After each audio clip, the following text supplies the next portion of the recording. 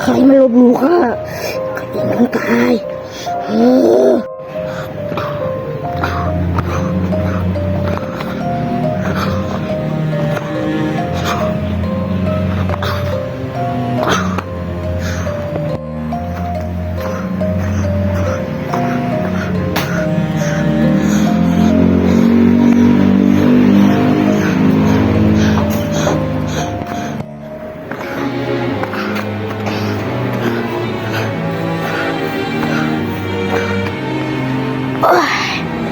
เราฝันไปหรอวะเนี่ย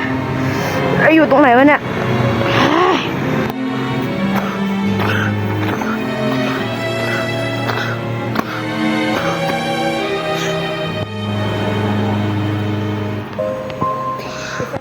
ว้ายเฮียตัวเฮียอะไรเนี่ย